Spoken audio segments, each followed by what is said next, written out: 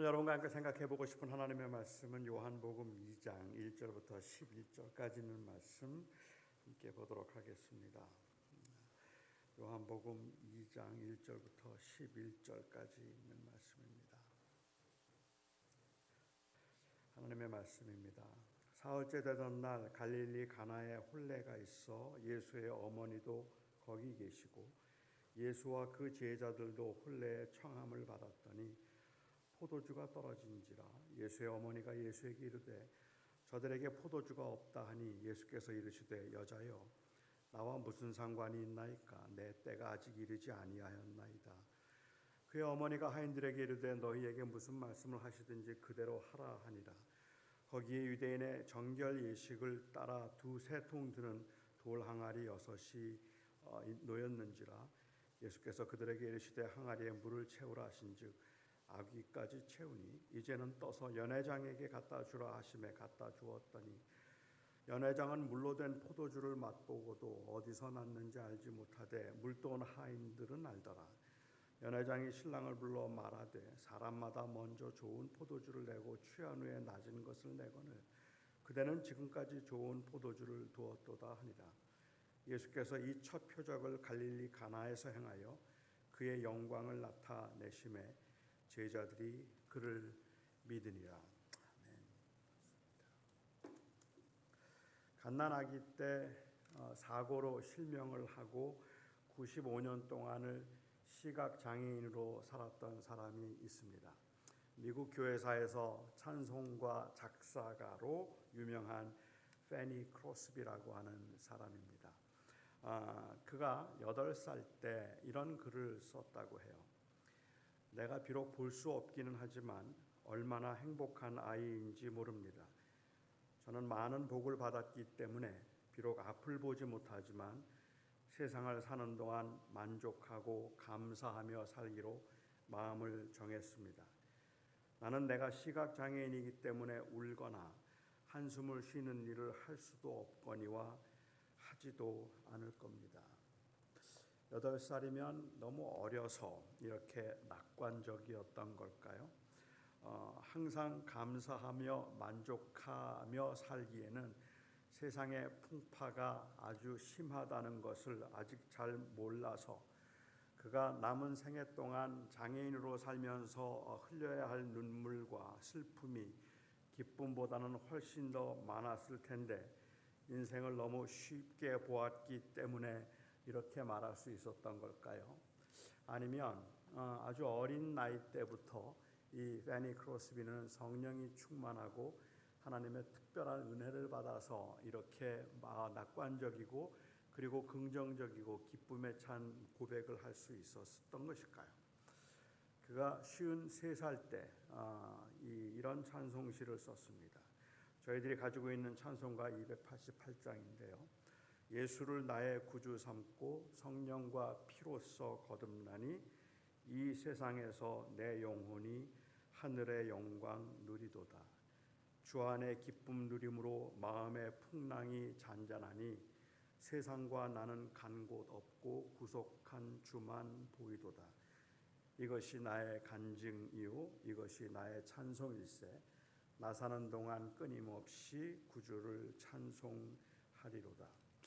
글쎄요, 이 가사를 보면 굉장히 확신에 차고 그리고 상당히 열정적인 그러한 찬송으로 보여지는데 저는 그 가사를 읽으면서도 그 안에서 자기 안에 치열한 갈등과 그리고 싸움이 있다는 것을 조금 느낄 수 있을 것 같아요.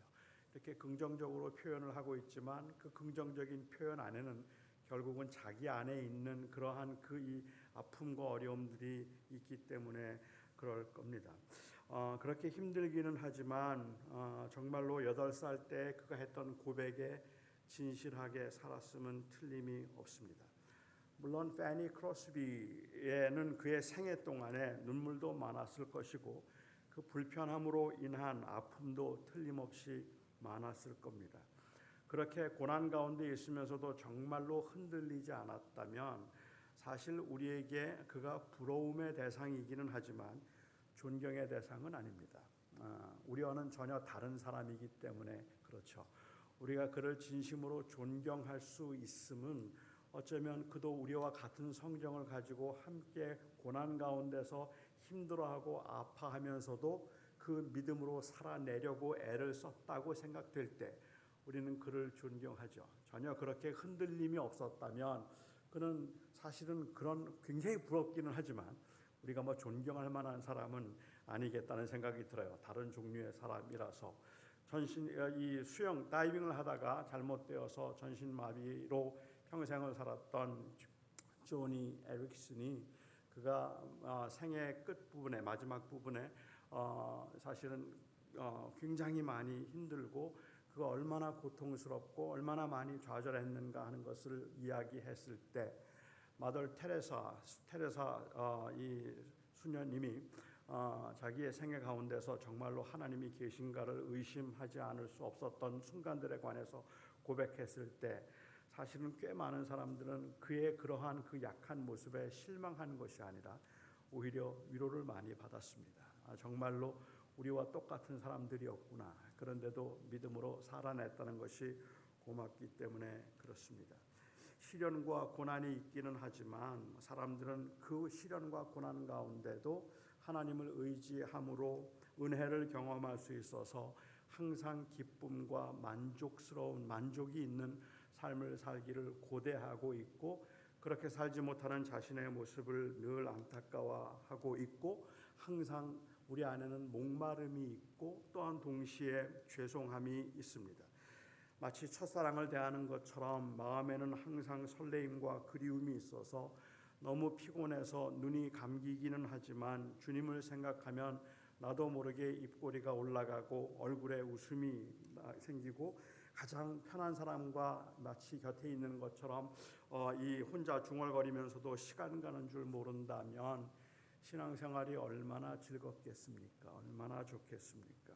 아니, 처음에는 그랬는지도 모릅니다. 우리도 처음에는 눈만 감으면 감사의 눈물이 나오고 몇 시간씩 찬송을 불러도 좋았던 때가 있었습니다.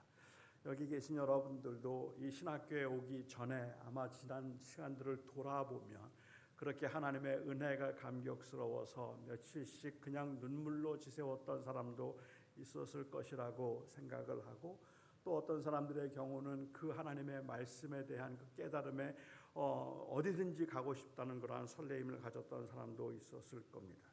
저는 대학생 때 수련회를 굉장히 사모했습니다. 한 번도 가기 싫다는 생각을 해본 적이 없었습니다. 수련회에 가서 예배 중에 은혜를 받으면 너무 기분이 업되어서 친구들과 밤새도록 웃고 떠들고 그리고 이 밤새도록 이 시간 가는 줄 모르고 놀았던 생각도 납니다. 이상하게 은혜를 받고 나면 그 저녁 집회에서 은혜를 받고 나면 그날 밤에 하는 마피아 게임이 훨씬 더 재미있어요. 그게 더 즐겁고 재미있는 건 그만큼 마음이 열렸다는 이야기이기 때문에 그렇고 그만큼 모든 게 다 편해졌다는 의미일 수도 있을 것 같아요. 그렇게 막 친구들과 밤새 신나게 놀다가 새벽녘에 혼자 밖에 나가서 풀밭에 누워 하늘을 쳐다보면서 동이 트도록 찬송을 부르고 기도를 했던 그러면서 울고 웃었던 때가 있습니다. 지금은 수양에 가면 빨리 자야 합니다. 집회 다 끝났는데도 은혜 받았다면서 기도회 조금 더 하자고 하면 제일 겁이 납니다. 이제는 제가 정말 노련할 만큼 교회 생활에 익숙해졌는데 그만큼 성숙해지고 익어졌다고 보기보다는 오히려 굳어진 것 같아서 문득 겁이 나기도 합니다. 이러다가 정말 제 영혼이 3년 가뭄에 메마른 풀처럼 노랗게 말라버리고 그 어떤 강력한 말에도 꿈쩍도 하지 않을 만큼 딱딱하게 굳어버리지는 않을까 두렵습니다.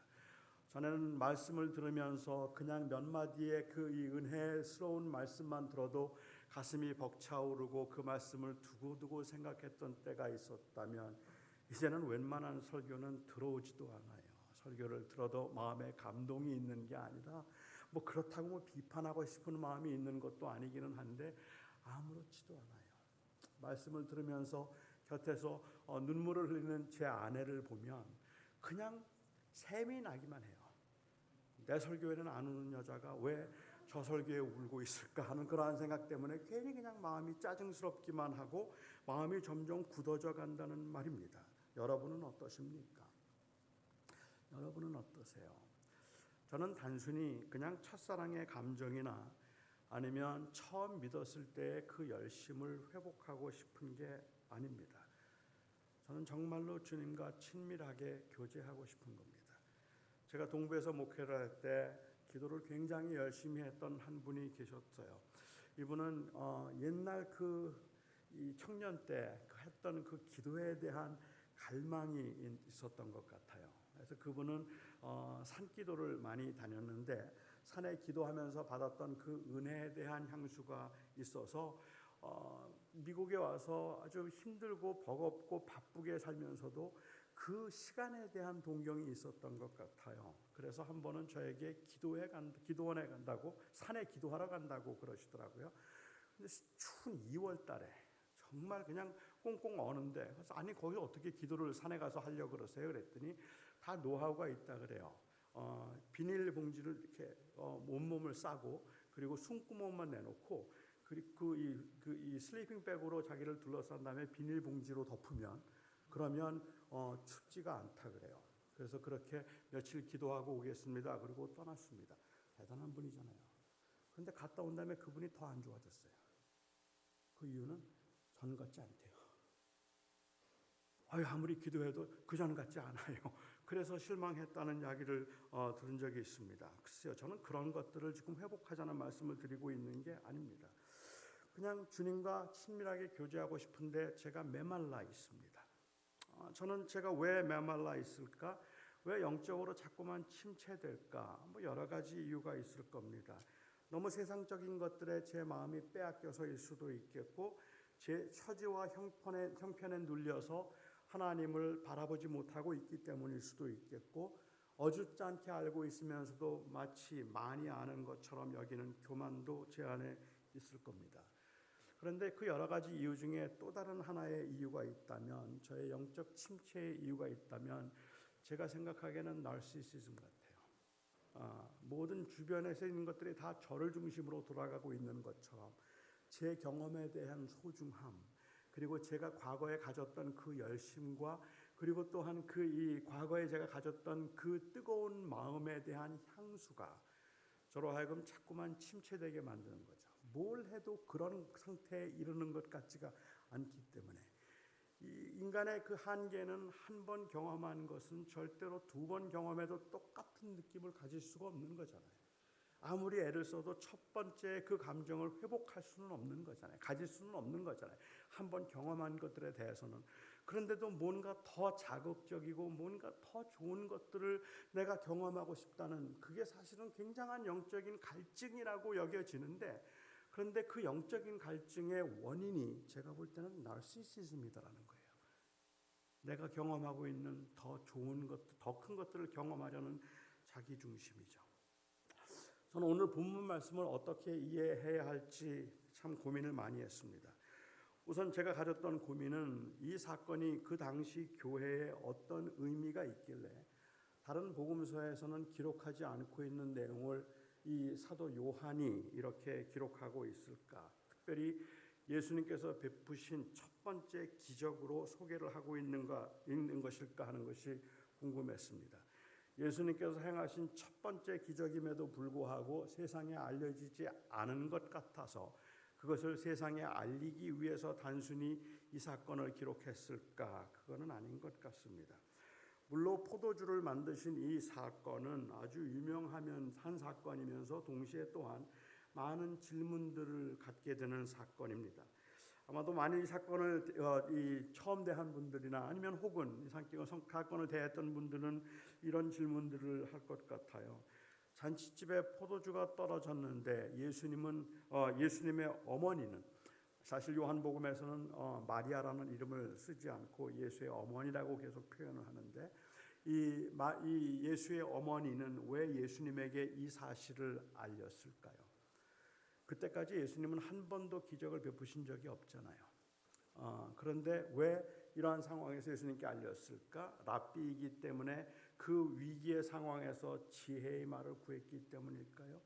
왜 예수님은 어머니를 여자여라고 불렀을까요?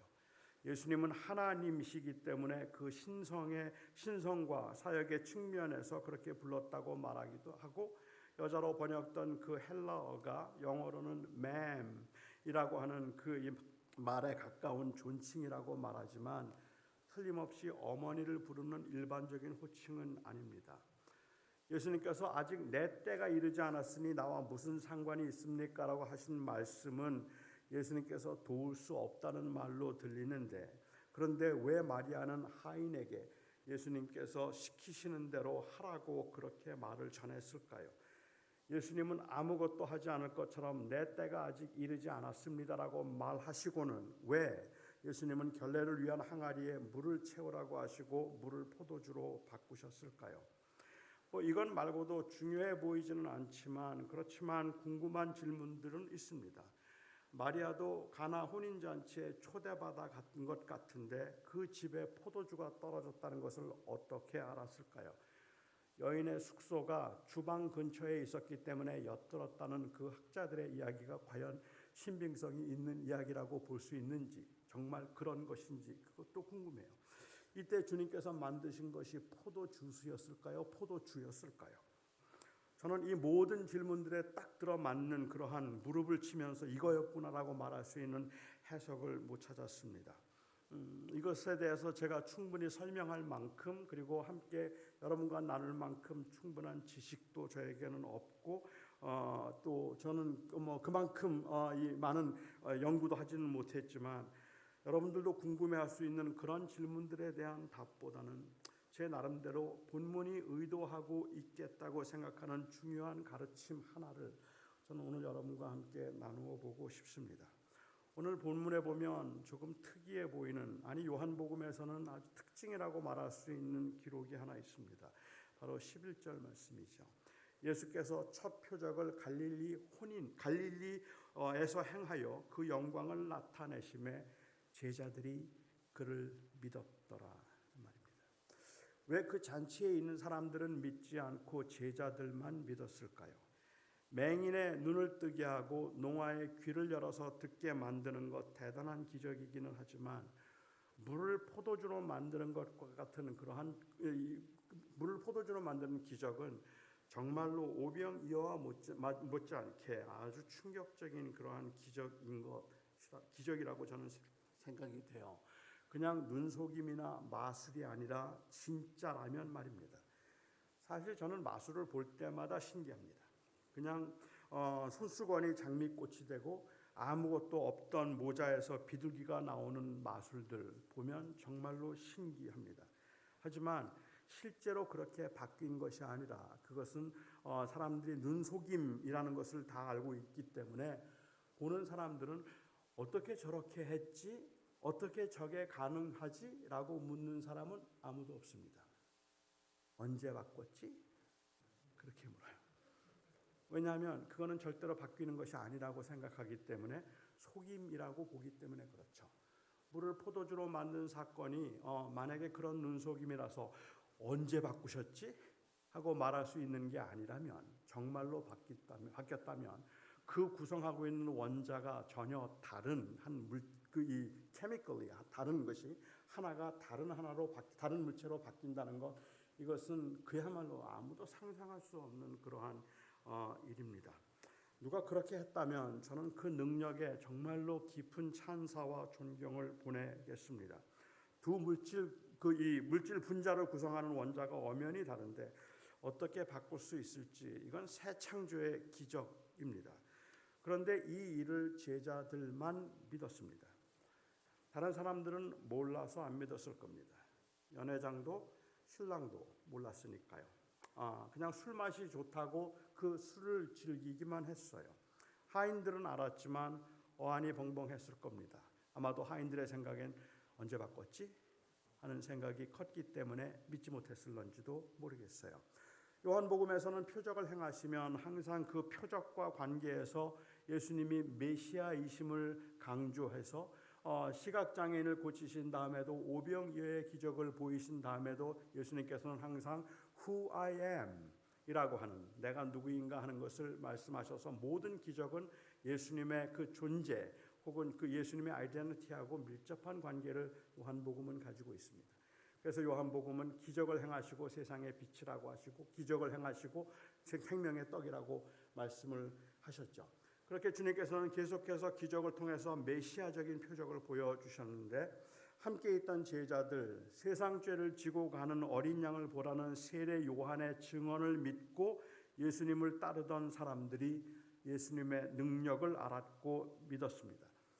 아직은 세상에 알릴 때가 아니었기 때문에 주님이 내 때가 아직 이르지 않았다고 말씀하셨고, 그 말씀을 하셨음에도 물을 포도주로 바꾸신 것은 세상으로 하여금 예수 그리스도의 메시아 되심을 믿도록 하기 위해서 베푸신 기적이 아니라 그 주님을 따르는 제자들로 하여금 믿도록 하기 위해서 베푸신 기적이었습니다. 그래서 주님께서는 내 때가 아직은 이르지 않았다고 말씀하시고 기적을 행하셨는데, 그것은 사람들에게 내가 바로 메시아이다는 것을 선포하시고 그리고 보여주신 사건이 아니라 사실은 이것을 통해서 제자들로 하여금 예수 그리스도가 메시아임을 알게 한 것이죠. 단순히 포도주가 기쁨을 상징했기 때문에 예수님을 메시아로 따르고 믿고 따르던 사람들에게 주님께서 보여주신 물로 포도주를 만든 이 기적, 이것은 그냥 기쁨을 상징했기 때문에 그런 것이 아니라, 주님께서 그 기쁨을 보여주시기 위해서 그런 것이 아니라 갇힌 자를 해방하시고 자유를 주시고 눈먼 자에게 시력을, 가난한 자에게 먹을 것을 주신 것과 같은 제자들에게는 충격과 감동의 사건이었습니다. 이거는 당시에 정형화된 유대 종교와는 근본적으로 다른 것이었습니다. 예수님의 말씀과 능력은 당시의 서기관들이나 바리새인들의 그것과 분명히 달랐습니다. 아마도 여러분은 그래서 이 물을 포도주로 만드신 기쁨의 사건을 대하면서 이 사건을 그냥 단순히 하나의 기쁨의 사건으로 설명하는 것을 많이 들어보셨을 겁니다. 이 사건의 배경이 결혼식이라는 것도 그렇고, 예수님께서 그 잔치자리에 참석한 사람들에게 이 흥을 돋우기 위해서 물을 포도주로 만들어 주시고 참석한 사람들이 최상의 포도주를 마시며 아주 기분 좋아하는 것도 그렇습니다.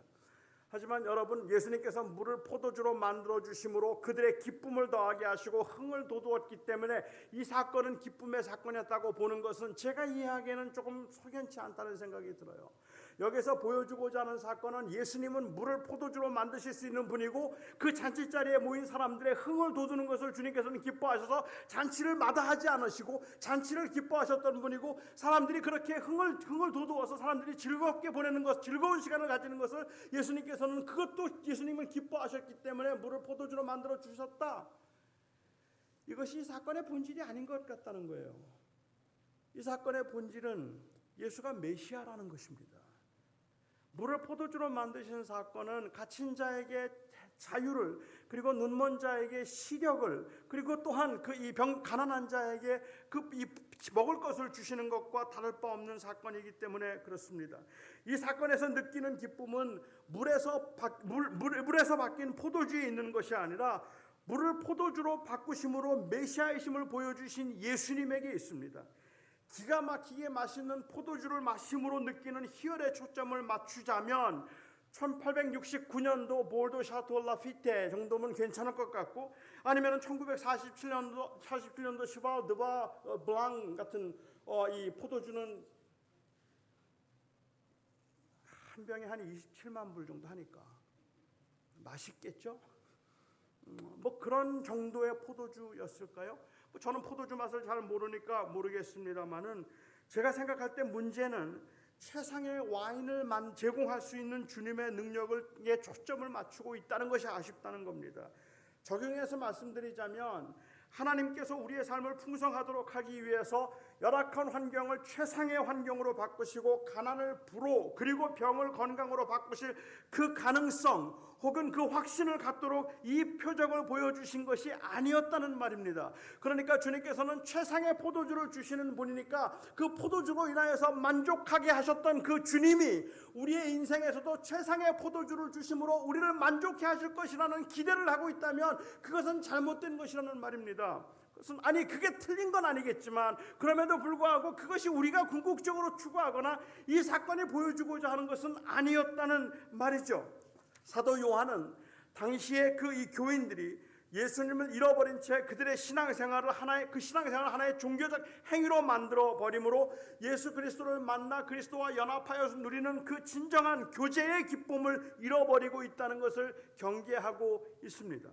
이 사건이 그냥 물을 포도주로 만드신 이 사건이 바로 이전에 나오고 있는 세례 요한이 보라 세상 죄를 지고 가는 어린 양을 보라고 하였던 그 세례 요한의 증언과 그 증언을 믿고 예수님을 따르기로 했던 제자들에 관한 이야기, 그리고 또한 성전을 청결케 하신 사건, 다른 복음서에서는 예수님께서 고난주간에 하셨던 그 일을 사역 초기에 하신 것으로 그렇게 기록하고 있는 성전을 청결케 하신 사건과 세상죄를 지고 가는 어린 양을 보라고 하는 세례 요한의 증언 사이에 있다는 것을 주목해 보아야 할 필요가 있다는 거죠. 이것은 결국은 예수 그리스도의 메시아 되심을 제자들에게 증거하기 위한 사건이었습니다. 제가 그렇게 생각하는 두 가지 이유가 있습니다. 하나는 예수님은 결례를 위한 물을 포도주로 만드셨다는 것입니다. 예수님께서는 왜 하필이면 결례를 위해 준비된 돌 항아리에 있는 그 물을 포도주로 바꾸셨을까요? 그 집에 있는 가장 큰 항아리라서 가장 많은 포도주를 주기 위해서 주님께서 그렇게 하신 걸까요? 결례를 위한 사용된 항아리가 여러분들이 아시는 것처럼 한 20 to 30 gallons가 들어가는 굉장히 큰 항아리라서 포도주를 더 넉넉하게 만들어줄 수 있는 것이라면 예수님의 이 기적 때문에 그날 주인은 최상의 포도주를 120갤런에서 180갤런 정도 무상으로 받은 셈입니다. 참 대단하죠. 굉장한 그러한 그 축복이라고 말할 수도 있을 것 같아요. 더 많은 것을 만들어주기 위해서 주님은 그곳에서 그 집에서 가장 큰 항아리에 있는 물을 주님께서 포도주로 만드신 걸까요? 이 돌 항아리는 손과 발을 씻기 위한 물을 담그는 것이었지 마시기 위한 것이 아니었습니다. 밖에 나갔다 들어온 사람이 부지 중에라도 이방인을 만나거나 더러운 것을 부정한 것을 만져서 더러워졌을까 봐 그것을 경계해서 손과 발을 씻도록 하기 위해 결례로 준비된 물이었습니다. 그러니까 주님은 발 씻을 물을 포도주로 만드신 셈입니다. 어차피 발 씻을 물이 따로 있는 것이 아니니까 그 항아리에 있었다고 물이 더러운 것은 아니겠지만 기분은 찝찝할지 모르겠어요. 그런데 주님은 그 결례의 물로 포도주를 만드셨습니다. 메시아로 오신 주님은 이제 이 잔치에서 메시아적인 신랑으로서 그곳에 참석한 사람들에게 최고의 포도주를 제공하신 겁니다. 결례의 물을 최상의 포도주로 바꾸어서 말입니다.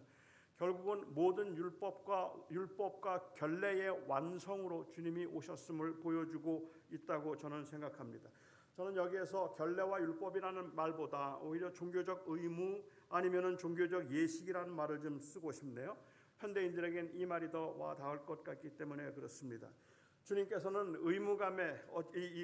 주님을 의무감에 찔려서 할 수 없이 끌려가는 듯이 건조하고 메마른 신앙생활이 아닌 참된 자유와 그리고 평안을 경험하는 신앙생활을 말씀하셨는데 바로 예수와의 만남이고 그리고 또한 예수님과의 교제였습니다.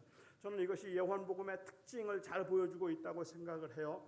이미 교회가 세워지고 한 30년쯤 지난 다음에 요한복음이 기록된 것이라면 마지막까지 살아남아있던 그 요한이 그 당시에 세워진 교회를 보면서 그 교회가 보여지고 있는 그 종교적인 예식과 그리고 딱딱하게 굳어져 가고 있는 그 형식주의에 대해서 안타깝게 생각을 했던 것 같아요. 그렇기 때문에 요한은 요한복음을 기록하면서 사도라는 단어를 사용하지도 않았고 그리고 12명의 사도의 이름을 기록하지도 않았습니다. 7명의 사도만을 이야기할 뿐이었습니다. 성찬은 예수님께서 십자가에 돌아가시기 전날 밤에 행하신 굉장히 중요한 예식이었음에도 불구하고 요한은 성찬에 관한 기록을 하지 아니하고 오히려 6장에서 주님께서 오병이어의 기적을 베푸시면서 예수님이 생명의 떡이라는 말로 성찬의 의미를 대신하는 것처럼 말씀하시고 예수님께서 돌아가시기 전날 밤에 행하신 일로는 제자들의 발을 씻기신 사건을 오히려 요한은 기록하고 있습니다. 요한이 이렇게 이 사건들을 기록하고 있는 이유가 있다면 당시에 그냥 이 형식적인 예수 그리스도는 주는 그리스도시여 살아계신 아버지 하나님의 아들이십니다라는 그 고백이 지나치게 형식화되고 그리고 그것이 지나치게 어떤 종교적인 그러한 이 격식에 맞춰져 가는 것 같은 느낌을 받을 때 요한은 중요한 고백임에도 불구하고 주는 그리스도시여 살아계신 하나님의 아들이십니다라는 이 고백을 베드로가 하지 아니하고 마르다가 하도록 합니다. 아니 마르다의 기록을 기록하고 있습니다. 이 모든 것들은 결국은 예수님과의 인격적인 만남이 중요하다는 것을 말하는 겁니다. 교회 안에 속해서 종교적 의무와 종교적인 어떤 그 일들을 감당하는 것, 그것으로 만족할 것이 아니라, 거기에 그냥 안주해서 거기서 메말할 것이 아니라 진정으로 주님과의 인격적인 교제를 누리고 주님과 인격적인 만남이 있어서 그 주님 안에서 주님과 함께 동행해야 될 것임을 강조하기 위해서 아주 퍼스널하게 요한은 기록을 하고 있다는 말이죠. 예수님과의 만남, 예수님과의 동행입니다. 물이 아닙니다. 물이 포도주로 물이 변하는 포도주도 아닙니다.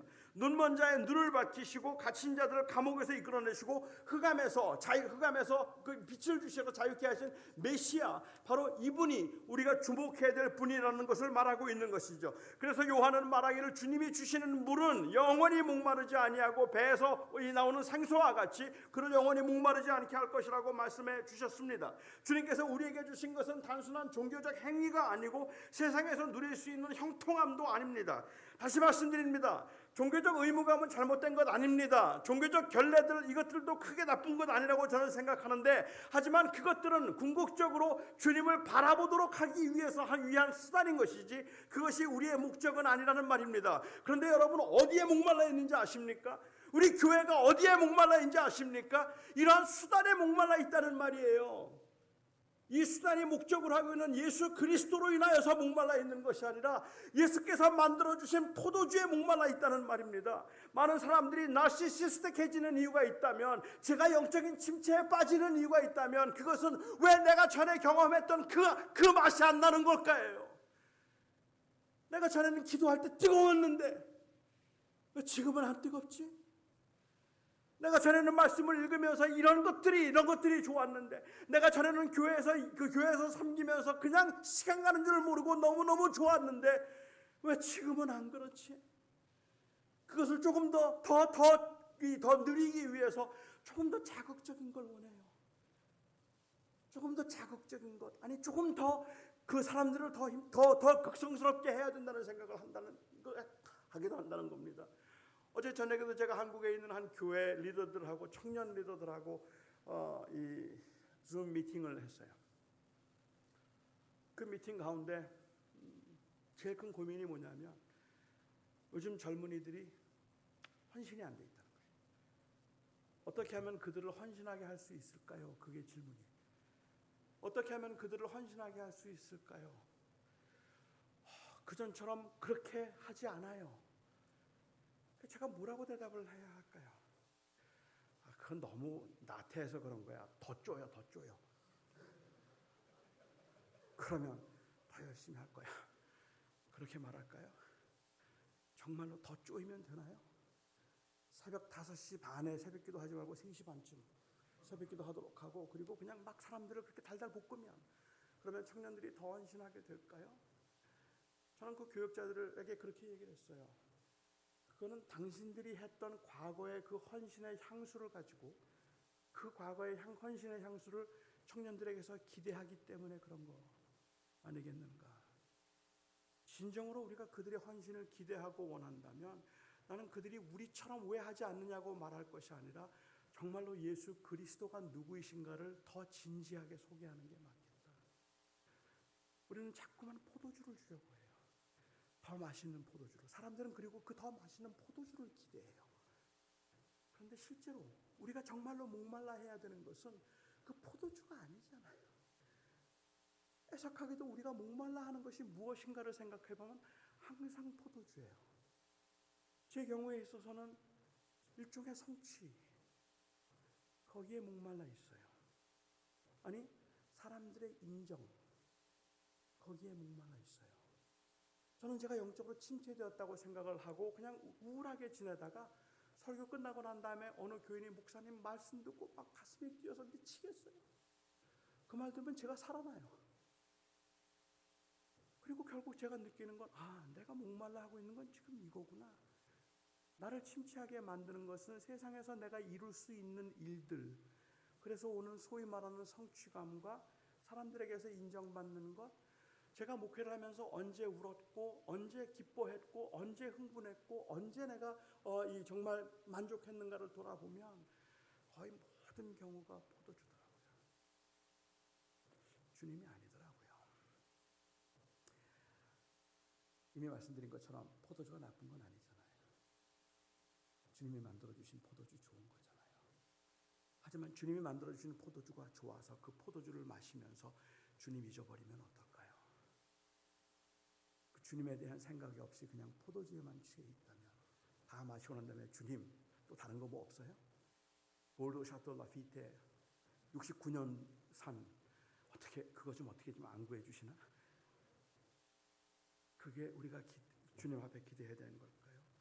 제가 이렇게 생각하는 또 다른 이유가 있다면, 주님께서 성전을 청결하게 하시는 사건을 이 사건 이후에 바로 기록하고 있다는 것도 주님은 이 단순한 결례의 완성으로 주님을 강조하고 있다고 생각을 합니다.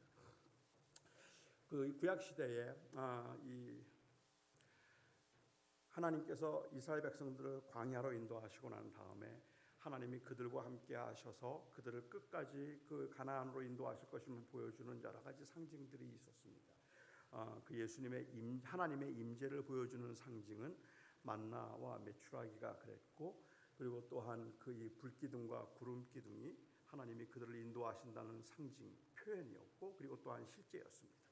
임재의 실제를 보여주는 또 다른 하나가 있다면 바로 성막입니다.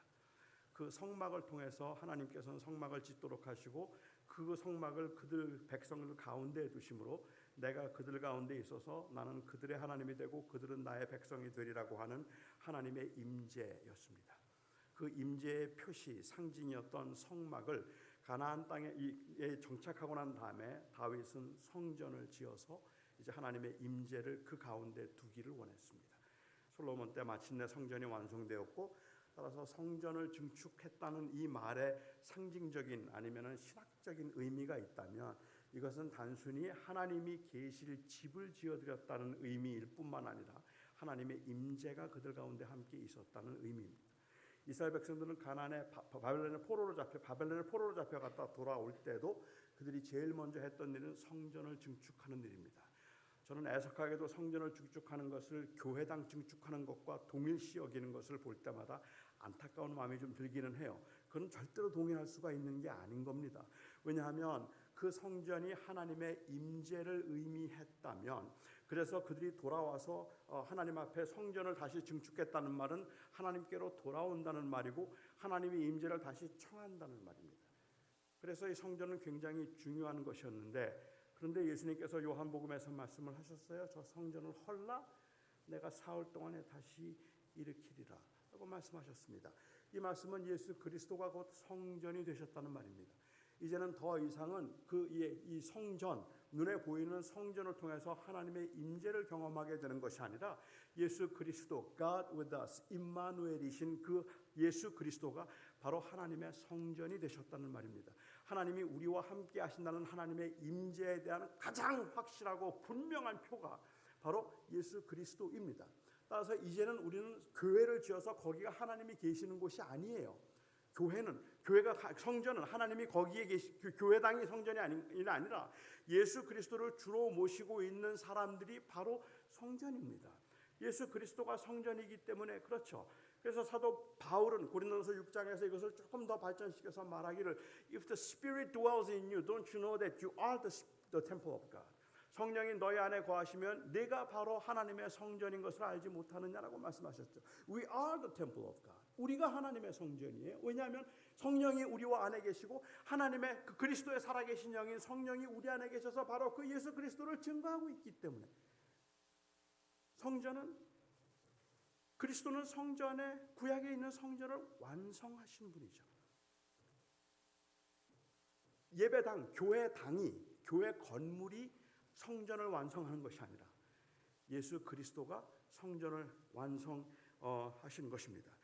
그래서 예수님께서 내 성전을 청결하게 하셨고 그리고 성전을 완성하시면서 저 성전을 하려 내가 사흘 만에 일으키겠다고 말씀하심으로 진정한 의미에서 예수님은 메시아였음을, 하나님께서 우리와 함께 하신다는 것을 보여주기 위한 메시아였음을 보여주고, 물을 포도주로 만드신 이 표적은 그런 의미에서 바로 예수님이 말씀하셨던 그 성전과 연결시켜 생각해 보면 부활을 통해서 확실하게 나타난 메시아닉 사인의 첫 번째 사인인 겁니다. 그 첫 번째 표적이 되었던 셈이죠. 이제는 종교적인 행위나 의무가 아닌 예수 그리스도를 통해 참된 자유와 기쁨을 경험하도록 하신 것입니다. 이 모든 우리들이 가지고 있는 종교적인 경험들은 결국은 그리스도를 드러내기 위한 것이어야 하는 것이죠. 레안더 캑이라고 하는 분이 크리스티애니티 투데이에 이렇게 기고를 했어요. 오늘날 개신교가 왜 기쁨을 잃은 종교가 되어가는지 모르겠다. 어쩌면 하나님의 능력보다는 세상의 문제들에 의해 더 영향을 받고 있는지도 모르고, 우리가 너무 세속화되어서 우리가 마치 모든 문제들을 해결해야 할 것처럼 생각하기 때문인지도 모른다. 아니, 어쩌면 우리는 성경이 말하는 하나님 대신에 우리의 종교로 인해 만들어진 아주 지루한 이 하나님의 지루해졌기 때문인지도 모른다. 여러분 아십니까? 인간의 속성은 반복된 행위, 습관적인 행위에서는 반복된 기쁨을 느끼지 못합니다. 저는 작년까지 저희 손녀들과 노는 재미에 푹 빠져 있었는데, 한 2살 된 저희 손녀와 같이 놀면 제 손녀는 식구들 중에 저를 제일 좋아합니다. 제 아내보다 저를 더 좋아합니다. 그 이유가 뭔지 아세요? 물론 아이들도 느낄 수 있는 저의 매력이 있기는 하겠구나 하는 생각이 들긴 하지만, 그게 첫 번째 이유라면, 두 번째 이유는 저는 제 손녀하고 잘 놀아주기 때문에 그렇습니다. 제 아내는 체력이 안 돼요. 그래서 그 아이하고 잠깐 놀다가는 지치는데, 저는 아이가 좋아서 또 해봐 하는 짓을 한 20번까지는 할 수 있습니다. 그렇게 하다 보면 아이는 저를 좋아하죠. 똑같은 짓인데 할 때마다 깔깔거리고 할 때마다 웃습니다. 제가 그렇게 할 수 있는 이유가 있어요. 20번까지 계속해서 할 수 있는 이유가 있는데, 그것은 아무리 에너지가 넘치는 아이라도 20번만 반복하면 지칠 거라는 확신이 있기 때문에 그렇습니다. 그래서 나보다는 내가 먼저 지칠 거야 라고 생각을 하고 20번까지는 계속해서 할 수가 있습니다. 종교적인 의무감 그리고 형식적인 것들은 뭐 그런 것들은 아니더라도 우리의 감정의 무아의 상태는 절대로 오래가지 않습니다. 주님이 잔치집에 모인 사람들에게 제공한 것은 최상의 포도주였지만 제자들에게 제공한 것은 예수님이었습니다. 그리고 현대인들은, 어쩌면 교인들은 그 잔치에 모여있던, 뭔지도 모른 채 그냥 즐겼던 잔치에 있던 사람들처럼 최상의 포도주에 빠져서 좋아하고 있어요. 예배를 하고 찬양을 하고 있는데 일종의 나르시시즘이에요. 찬양을 통해서 자기 만족이에요. 내가 얼마나 엑스테릭한가, 얼마나 기쁜가, 얼마나 자극적인가. 그래서 그 찬양과 그리고 또한 예배 설교 가운데 오는 그 자극들, 말도 안 되는 이야기지만 교인들을 막 웃기고 시원하게 해서 일종의 그 사시스를 느끼게 만들고 그것으로 은혜를 받았다고 말하는 것들, 아니 조금 더 적나라하게 이야기를 하자면 많은 교인들이 은혜를 사모한다고 말해요. 은혜에 목말랐다고 말해요. 은혜를 사모하고 은혜에 목말랐다고 말하고 있는데 그 모습이 마치 포도주에 목마른 것 같다는 거예요. 최상의 포도주에 목이 말라서 그 포도주를 지금 그리워하고 있는 것 같은 생각. 그래서 찬양을 부르고 설교를 하고 말씀을 전하고 교회 여러 가지 이벤트들을 만들지만, 점점 더 자극적으로 만들지만 교인들은 계속해서 하는 말이죠. 뭐 다른 거 없어요? 이게 다예요? 다른 거 없어요? 뭐 좀 더 새로운 거 없어요? 저 교회에서는 지금 엄청나던데 여기는 뭐 없어요? 세상의 포도주를 기대하고 있어요. 그런데 예수님께서 다른 사람들에겐 예수님이 메시아인 것을 알려주지도 않으셔서 최상의 포도주를 제공하시고 기쁨을 더하셨는지 모르지만, 적어도 제자들에게 있어서 기쁨은 그날 포도주가 아니라 물을 포도주로 만드실 수 있었던 그 예수님으로 인하여서 신기했단 말이에요. 예수님 자신을 예수님께서 주셨다는 말입니다. 생명의 떡이요 세상의 빛이요 선한 목자요 양의 문이시며 부활이고 생명이고 길이고 진리고 생명이신 분이 바로 예수 그리스도이고, 종교적인 그런 의무와 종교적인 그런 그 이벤트들에 의해서 우리의 삶이 그냥 그것들 때문에 찌들려가고 있다고 생각될 그때에 요한이 그 교회를 향하여서 보여주고 싶었던 건, 말해주고 싶었던 것은 무엇이냐면 예수가 누구인가 하는 거예요. 그는 양의 문이고 그는 빛이고 그는 생명의 떡이고, 그리고 그는 선한 목자가 되시고 생명이고 부활이고 또한 길이 되신 분, 그분이 예수다. 그 예수 그리스도가 바로 우리의 생명이고 메시아이고, 그가 바로 물을 포도주로 만드신 분인데, 우리가 정작 기뻐하고 즐거워해야 되는 것은 그 주님이 만들어주신 포도주에 취해서 주님을 잊어버리는 것이 아니라 바로 이 예수 그리스도를 주목하는 것이 아니겠는가. 그것이 요한이 당시 교회에 하고 싶었던 말이라고 생각합니다. 현대인들이 신앙생활을 하면서 느끼는 답답함이 단순히 그냥 기도할 때 마음이 뜨거워지고 눈물이 쏟아지는 심리적 현상에 대한 목마름이라면, 이전에 느꼈던 첫사랑의 감정이라면, 종교적 열심에서부터 비롯되는 성취감이라면 그것은 최상의 포도주에 대한 목마름일지도 모릅니다. 그것이 잘못되었다는 것이 아니라 그것 때문에 주님을 보지 못하면 안 된다는 말입니다. 대부분의 사람들이 영적인 침체에 빠진다고 이야기를 하고 은혜가 메말랐다고 이야기하고 답답하다고 말하는데, 제가 그냥 보기에는, 저 자신을 돌아볼 때 제가 보기에 어쩌면 그 문제는 주님을 보고 있는 것이 아니라 지금 포도주 먹고 싶어서 그것을 기대하고 있는 건 아닐까 하는 생각을 하게 되었습니다. 많은 사람들이 첫사랑을 회복하자고 이야기해요. 과거의 향수라면 한두 번쯤은 느껴보지 않은 사람은 없을 것 같고, 그것이 나쁜 건 아니겠죠. 하지만 첫사랑을 회복하자는 이야기를 하면 여기 있는 분들도 마찬가지일걸요. 우리 신학생들도 마찬가지고 우리 교인들도 마찬가지시고 저도 그렇고, 첫사랑 회복하자 그러면 찔리죠. 그런데 첫사랑이 단순히 감정의 회복을 의미한다고 말한다면 저는 그 회복이 가능할까 하는 질문부터 하고 싶어요. 저는 지금부터 한 35년 전, 35년 전 제 아내를 처음 만났을 때, 제 아내를 제가 유학 왔을 때, 제 아내가 20살 때, 저는 전도사였고 제 아내는 교인으로 처음 참석한 걸 보고 첫눈에 반했어요. 그래서 그날 저녁에 제가 신방하겠다고 전화를 하고, 그래서 제가 첫날 11시간 신방을 했어요. 그리고 두 번째 한 달 후에 2차 신방을 또 해야 된다고 해서 2차 신방에서 10시간 제가 신방을 하고, 그리고 세 번째 만났을 때 결혼하자고 했어요. 제 아내가 20살이었습니다. 제가 결혼하자는데 너무 행복하고 좋죠. 그래서 그냥 당장 하겠다 그래서 결혼을 했습니다. 그때 제 아내를 지금부터 35년 전 처음 제 아내의 손을 잡았을 때, 그때 그 느낌, 그 전율, 정말 지금도 그냥 이렇게 생각이 될 정도예요. 근데 지금 제 아내의 손을 잡으며 그걸 느끼기를 기대한다면 어떨까요? 그건 좀 이상한 거죠. 제 아내가 만일 저에게 손을 내밀고 한번 잡아봐 그래서 손을 잡는데 떨려? 그렇게 묻는다면 제 아내가 이상한 거죠. 안 떨려요. 그렇게 떨리지 않아요. 손을 잡는데 떨리지 않아요. 그러니까 첫사랑을, 그래서 제 아내가 사랑이 식었구나라고 말한다면 할 말이 없어요. 여러분 처음 손잡을 때하고 두 번째 손잡을 때는 다른 거 아시죠?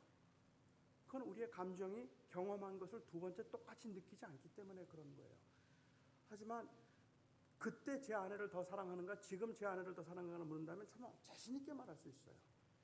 지금 제가 제 아내를 진짜로 사랑하는 것 같다고 말할 수 있죠.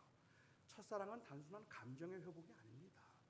그런데 우리는 거기에 대한 동경이 있는 것 같아요. 에베소서에서 그 에베소 교회에 보내는 편지 가운데 요한계시록에 보면 너희가 첫사랑을 잃어버렸다, 첫사랑을 회복하라고 말씀을 하셨는데, 여기에 첫사랑을 회복하라고 하는 것도 그런즉 너희는 어디에서 떨어진 것을 회개하여서 처음 행위를 가지라고 얘기합니다. 당시 초대교회가 가지고 있던 심각한 문제가 있다면 그것은 바로 이 사랑과 진리 사이의 긴장과 갈등이었어요. 사랑을 행할 것인가 아니면 진리를 지킬 것인가 하는 것이 긴장이었는데, 그 당시에 에베소 교회는 사랑이 있던 교회였습니다. 그래서 순회 전도자들이 순례를 하면서 전도를 하고 그 교회에 오면 극진하게 대접을 했어요. 최선을 다해서 그들을 대접해서 그들로 하여금 편안하게 복음을 전하고, 그리고 순례를 다니면서 전도를 할 수 있도록 그렇게 도와주었던 교회입니다. 그런데 그렇게 하다 보니까 교회 안에 자꾸만 이단들이 들어와요. 엉뚱한 사람들이 들어와서 순례자라고 하면 순례 전도자라고 하면서 자꾸만 이상한 것들을 가르쳐요. 그렇게 하는 것을 보고 교회가 시끄러워지고 어려워지는 것을 보면서 그 에베소 교회가 내렸던 결정은, 제가 이해하기에는 에베소 교회가 내렸던 결정은 이제 더 이상은 이방 순례 전도자들을 받아들이지 말자는 거였어요. 그래서 그 교회에서는 아예 못 들어오게 했어요. 그러니까 진리를 지켰어요. 그런데 순례 전도하고 있는 진실한 사람들은 애석한 거예요. 그것을 이 말씀하시면서 내가 첫사랑을 잃어버렸다. 그런즉 어디서 떨어진 것을 생각하고 회개하여서 처음 행위를 가지라. 즉 구제하라는 이야기예요. 그리고 전도하고 선교하라는 이야기예요. 문제가 좀 있기는 하지만 그래도 긴장을 놓치지 말고 선교하라는 이야기죠. 그래서 사랑으로 행했던 교회들은 진리가 또 파손되는 그러한 경우들을 또 경험하게 되었으니까 이러한 긴장 가운데 있으면서 첫사랑을 잃어버렸다고 이야기한 것은 감정적인 어떤 엑스터시를 회복하라는 이야기를 하고 있는 게 아니라 하나님 앞에 마땅하게 행해야 할 바를 놓치지 말고 다시 행하라는 이야기를 하고 있는 것이라고 보아야 된다는 말이죠. 결론을 말씀드립니다. 저는 오늘 현대 교회가 가지고 있는 심각한 문제를 이미 말씀드렸던 것처럼 나르시시즘이라고 생각합니다. 은혜에 대한 사모, 예배에 대한 이야기, 성경 공부, 제자 훈련 모든 것이 다 어쩌면 그리스도를 주목하기보다는 자기를 주목하고 있는 것처럼 보여질 때가 많다는 이야기예요. 자기를 주목하고 있는 것을 보여주는 가장 좋은 증거가 있다면 바로 사람들이 목말라 하고 있는 것이 포도주이기 때문에, 그리고 사람들이 기뻐하고 좋아하는 것도 언제나 포도주이고 예수 그리스도가 아니기 때문에 많은 사람들은 예수 그리스도만 바라보고 그리스도만 섬기고 그리스도를 높인다고 이야기하고 있는데 애석하게도 오직 그리스도만이 나의 주님이라는 말은, 이 말은 전제되어 있기는 하지만 그것을 끄집어내어서 계속해서 경험하고 있지는 않다는 말이에요. 그것을 우리는 전제하고 있어서 그냥 예수 그리스도가 주님이라는 말은 언제든지 우리가 할 수 있고 주님만 바라보겠습니다라는 말하는데, 주님만 바라본다는 말의 의미가 무엇인지, 그리스도가 누구이시며 그리스도의 주되심에 대해서 깊이 묵상함이 별로 없다는 이야기예요. 저희 신학교에 있을 때 저희 주신학 교수가 싱클레어 퍼거슨 교수였습니다. 이 싱클레어 퍼거슨 교수님은 이 수업 시작하기 전에 기도가 길기로 소문이 유명해요. 한 50분 수업 중에 5분은 기도를 하는 것 같아요. 근데 그 기도가 저한테는 굉장히 감동이었었어요. 신학교 처음 들어갔을 때. 그건 단순히 그냥 그분이 가지고 있는 스카리시 액센트 때문에만 그런 것이 아니라 그 기도 가운데 내내 하나님의 성품에 관해서, 예수 그리스도의 사역에 관해서 계속 감사의 기도를 하고 있기 때문에 그런 거예요. 그걸 계속 묵상하고 있다는 의미인 것 같기도 해요. 저는 제가 그 목회를 하는 동안에 저희 동역자들과 함께 적어도 1년에 2권 혹은 3권 이상은 우리 조직신학 책을 반드시 읽자 그랬어요. 그게 기초인 것 같지만, 그렇지만 우리는 목회를 하면서 안다고 전제하고 있지만 누리지 못하는 것들이 너무 많기 때문에 우리는 하나님에 관해서, 그리스도에 관해서 따로 생각하는 시간을 좀 가질 필요가 있을 것 같다. 그래서 이제 우리가 그 시도를 좀 해봤는데, 저는 우리 사랑하는 여러분들에게 간곡히 권하고 싶은 것이 있다면, 굉장히 바쁘고 분주한 사역 가운데서 냉철하게 정말로 그리스도인가?